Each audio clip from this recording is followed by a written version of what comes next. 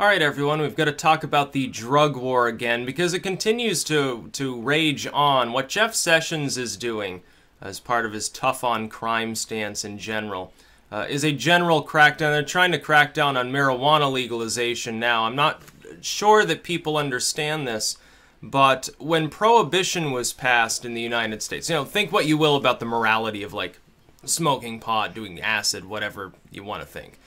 That's not a legal issue, that's a moral issue. Legally speaking, when Prohibition was enacted in the United States, how was it enacted?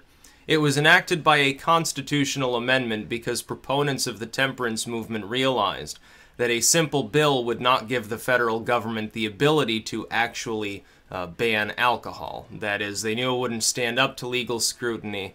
The states couldn't ban alcohol, that wouldn't stand up to judicial scrutiny, so they passed a constitutional amendment, which is the only way to override otherwise other components of the Constitution. They then, of course, later on, strike it down via another constitutional amendment, because that's the only way to then remove an amendment. For instance, people who talk about, oh, we're worried that, that the government is going to regulate speech or something, beyond the normal boundaries. Now, that could only happen by a constitutional amendment redefining or striking down the First Amendment, so don't worry too much, I suppose. In general, the Constitution is relatively well defended. There are exceptions, of course. Sometimes you get the Supreme Court dicking around or something like that.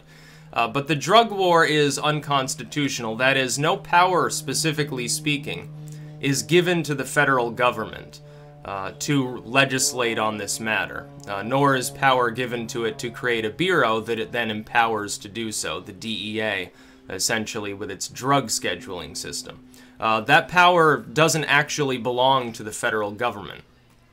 It doesn't actually have the capability under our Constitution, subjugated as it is to the Constitution itself, to override the Fourth and potentially 10th Amendments in passing that kind of law.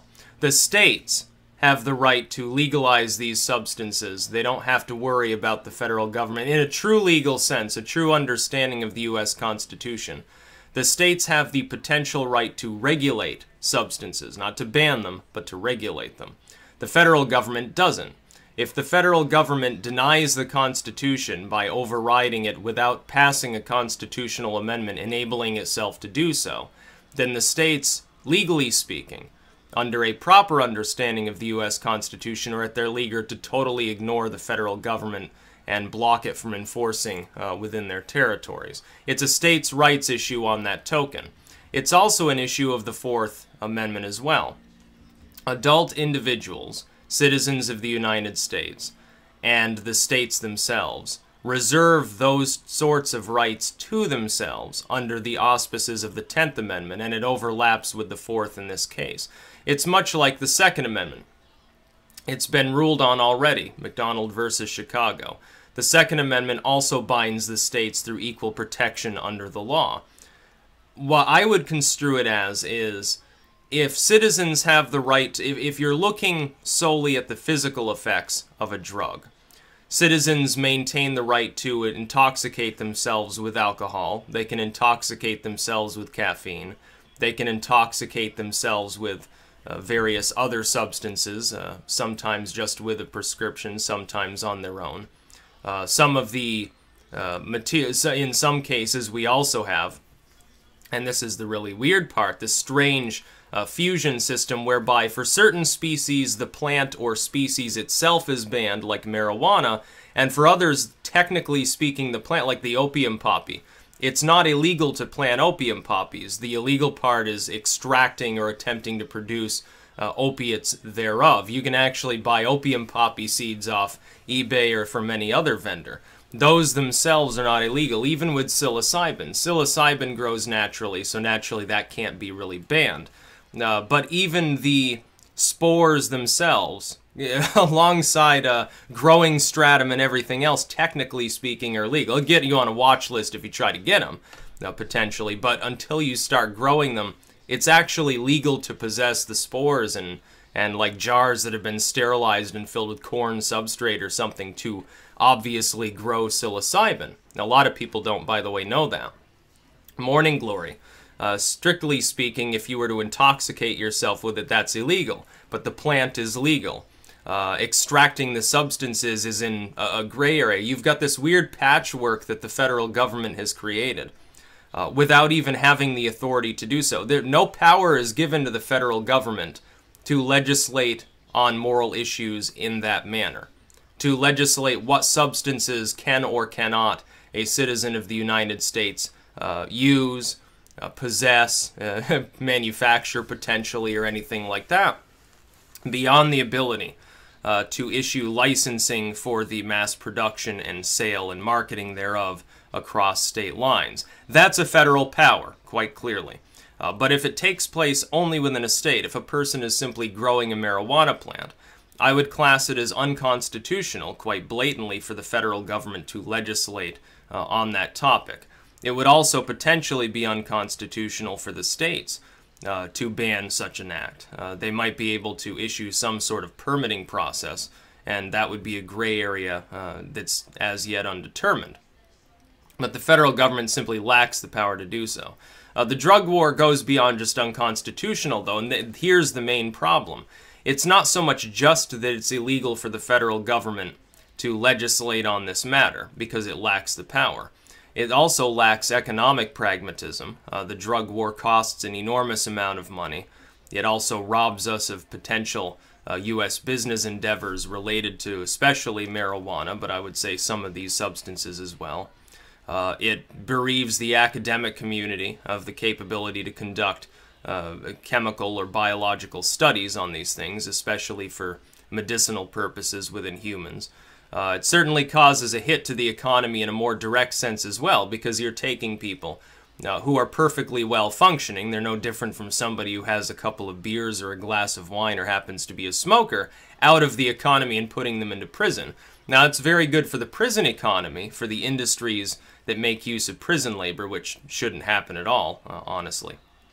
It's good for them, but that wealth doesn't enter the general population very much. It just gets squirreled away by people who happen to run for-profit prisons or something along those lines.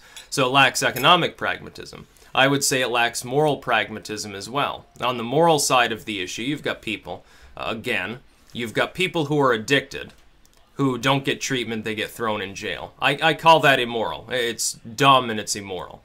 You've got people who are not addicted to anything, who have simply used a substance, they got caught using it in some manner. It's not a DUI, it's not public intoxication, they didn't kill somebody while under the influence, they're just using a substance, or happen to possess it without necessarily even ever having used it before, and they get dragged off into a cell. I consider that immoral. The government does not need to be a nanny state. We don't need nanny state USA. That's my opinion on the matter. I think that we should begin recognizing that the drug war is unconstitutional, first and foremost, and pressuring our states to do more to take that case to the Supreme Court. If it's impossible to make ends meet in that manner, to actually get the DEA basically abolished on this topic so that it can leave people alone, so that the states can treat addicts, so that localities can make their own ordinances potentially. If someone's like growing 1,000 pot plants, it might be a problem just because of the smell for some of the neighbors. The states and municipalities and private individuals, though, should be the ones responsible for that. The federal government should take a hands-off approach. If it's impossible to get the Supreme Court involved, to make it clear the federal government indeed doesn't even have the power to regulate such things. And this ties in, by the way, to the right wing, ties into the Second Amendment, because you're talking about licensing that extends potentially to firearms. If you're willing to endanger potentially the Fourth and or 10th Amendments on this token, it sets a legal precedent potentially through Supreme Court decision to allow the government to tamp down on the First or Second Amendments. Not a great place to be. Then you would need to push a constitutional amendment to get rid of the DEA altogether. I would say it's not even really a necessary function of government. It just really isn't. A lot of people think the sky will fall if the government takes a hands-off approach to anything it's already gotten its hands into. I disagree completely. I think the sky will eventually fall if the government gets into more and more things. into more and more minutia, more and more bureaucracy, more and more strangulation, complicated legal system that nobody can fully understand. You have to have, at this point in our republic, not just lawyers, armies of them, but lawyers specializing in one very specific part of the legal code. Oh, this is a business lawyer. That's a tax lawyer. This is a lawyer for people who are recently dead or their families or something, a funeral lawyer. Here's the computer lawyer. Here's the internet lawyer. There's the bamboo screen lawyer for regulations on what you can and cannot do with bamboo. It's crazy. That's how legalistic systems end up strangling themselves to such a degree that they fall in on themselves. So if you want society to collapse, all you have to do is allow the federal government to get away with limitless legalism. Now, it's not going to be legalizing marijuana that causes the decline of the Western world. It's going to be too many laws administered by too many bureaucrats requiring too many lawyers to understand them.